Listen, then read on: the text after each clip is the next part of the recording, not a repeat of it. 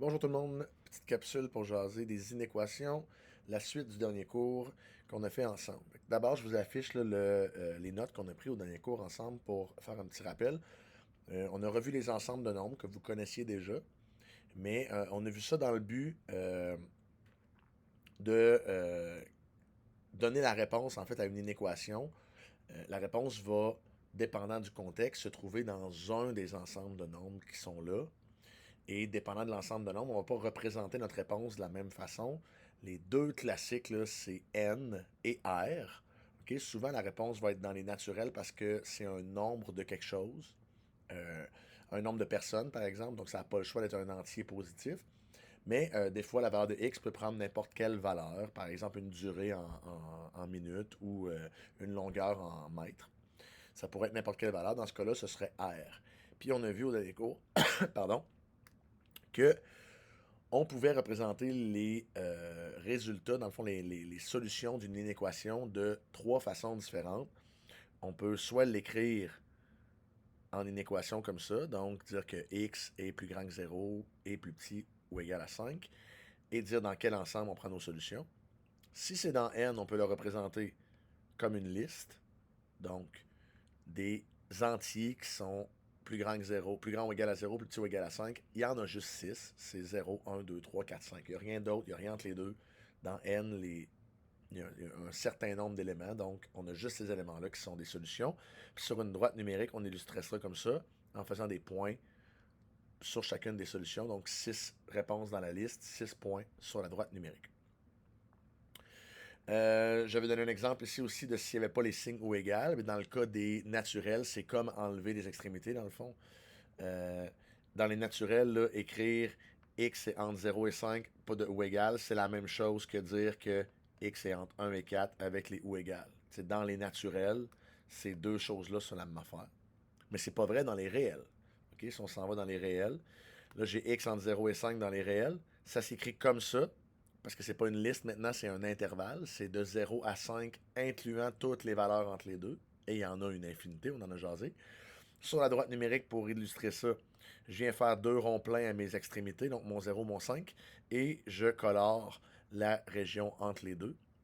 Si jamais mes extrémités n'étaient pas inclus, donc j'ai pas le ou égal, on écrit ça avec les crochets vers l'extérieur pour dire que les extrémités ne sont pas inclus. Donc c'est x entre 0 et 5, mais 0 et 5 exclus.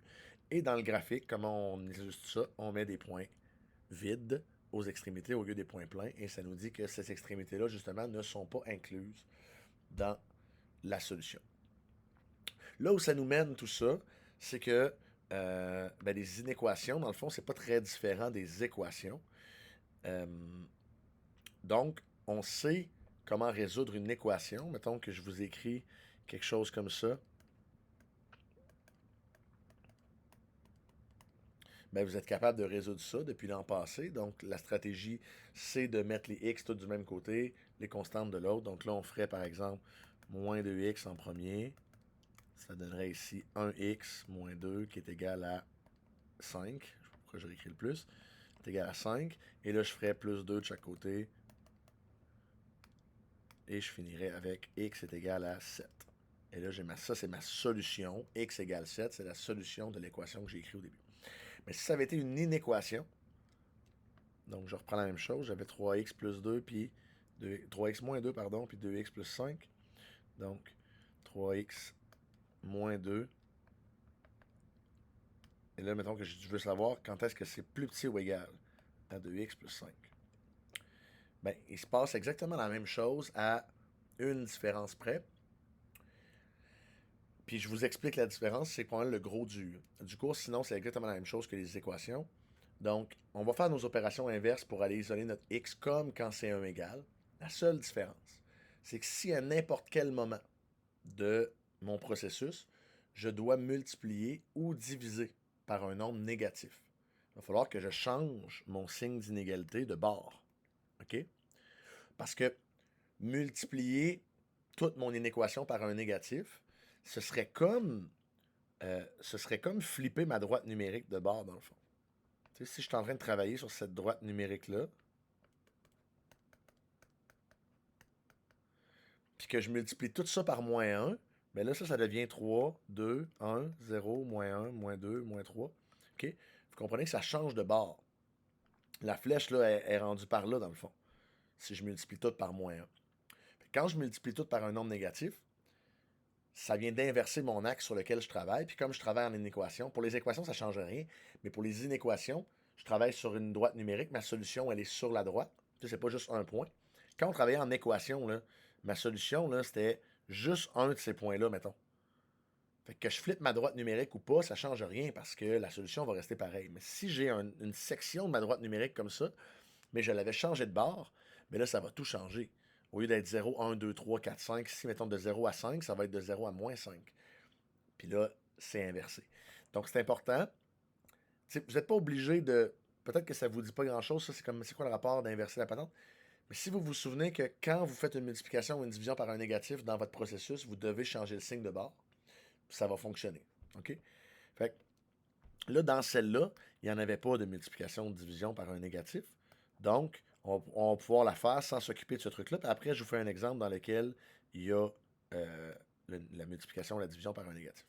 Fait que ici, dans le fond, je procède exactement comme pour mon équation. Je vais faire plus 2 de chaque côté, plus 2. J'ai donc 3x. Là, je vous dis exactement comme tantôt, mais tantôt, j'avais commencé par le moins 2x, mais peu importe, ça ne change rien dans quel ordre je l'ai fait. Et là, je fais le moins 2x.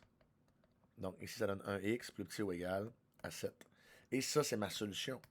Puis si vous vous souvenez, pardon, juste en haut, x plus petit ou égal à 7, on l'avait fait sur la droite numérique. Mettons que j'ai 6, 7, 8, comme ça. C'est que je noircis le 7. Je vais le faire en rouge. Je fais mon point à 7, puis je, plus petit ou égal, ben, c'est par là. Donc ça, ce serait l'illustration de ma solution où x est dans l'intervalle de moins l'infini jusqu'à 7. 7 inclus parce que j'ai un ou égal ici, comme dans mon signe. Fait que ma solution, ce serait x plus petit ou égal à 7, ou écrit comme ça, ou écrit comme ça. C'est les trois façons d'illustrer mon inéquation. Mais si j'ai une inéquation comme ça au départ, je dois la résoudre, c'est-à-dire isoler x, comme quand on a une équation. On se fait un exemple où on diviserait par un négatif. Donc, mettons que j'ai 2x plus 1 est plus grand ou égal à 4x moins 7. Donc ici, disons que je commence par faire moins 4x de chaque côté. Parce que je peux faire ce que je veux. Là. Évidemment, je vous si vous avez suivi ce qu'on vous a dit depuis secondaire 2, vous commencez par le plus petit des deux, comme ça, il n'y a pas de négatif. Ça va vous sauver des affaires. Mais mettons que vous avez commencé par moins 4x. Donc, votre première étape ici, c'est moins 4x de chaque côté. Pourquoi pas? Ça marche pareil. 2 moins 4, ça fait moins 2x plus 1. Puis ici, ça s'annule. Il reste moins 7. OK?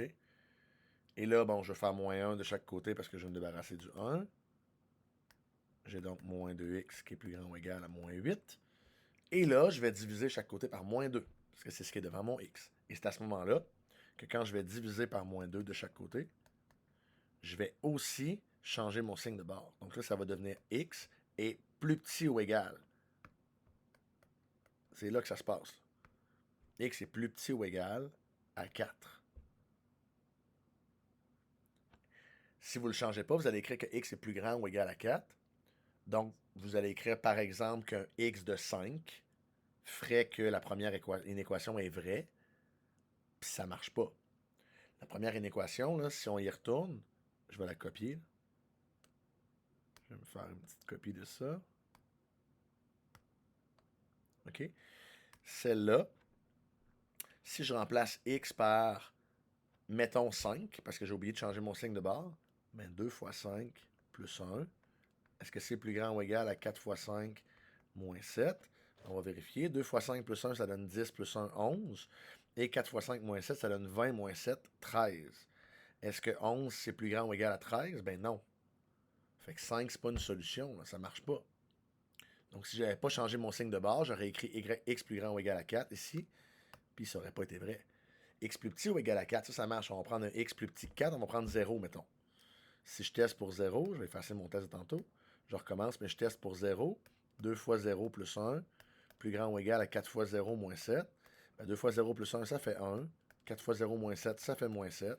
Est-ce que 1 est plus grand que moins 7? Ben oui. Donc, ça fonctionne. OK, on a la bonne solution. Donc, c'est comme ça qu'on résout des inéquations. Dans le fond, c'est la même chose que les équations. La seule twist, il faut se rappeler que si jamais n'importe où, on divise ou on multiplie par un négatif. Pas j'ajoute un négatif, pas je soustrais quelque chose. Multiplication ou division par un nombre négatif. Là, ça fait une réflexion de mon axe. Donc, il faut que je change mon signe de bord. Voilà.